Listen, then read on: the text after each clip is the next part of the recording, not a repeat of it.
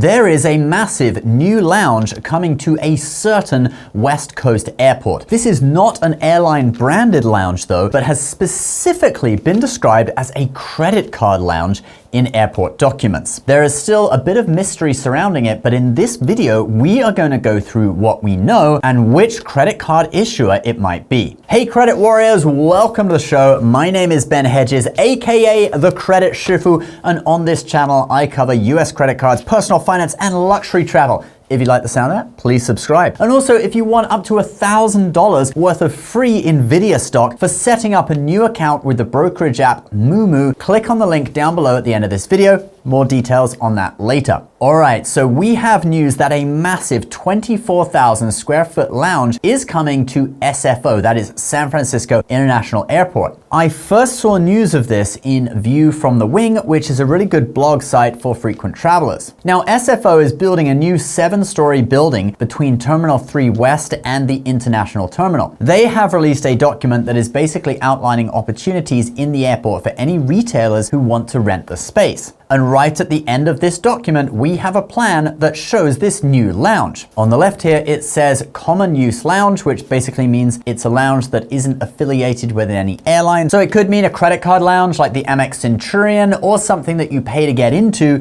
like the Plaza Premium Lounge. But on the bottom, on the side view of this building, it actually says credit card lounge, implying that it will be a credit card co-branded lounge from one of the US's major issuers, most of which are expanding their networks right now. At the side of the document, it says 24,000 square feet in size, but on the bottom drawing, on the bottom of the page, it actually says 27,000 square feet. So I'm not sure which it is, but either would make it the biggest lounge or one of the biggest lounge in either Capital One, Chase, or Amex's lounge networks. Obviously, as a credit card enthusiast myself, this gets me thinking on who is this going to be? Well, Amex already has a Centurion Lounge right next to this location. You can see it in the plans. The Centurion Lounge at SFO is actually in a temporary location right now, okay? It's not here at the moment because of this construction project, but Amex says the original location will reopen in 2027. So I think it's safe to say that Amex isn't going to be the one to move into this lounge. That leaves Chase and Capital One, okay? Citi doesn't have its own lounges yet, although, I mean, this could be the first one, but I don't think so considering how big it is. So I think either Chase or Capital One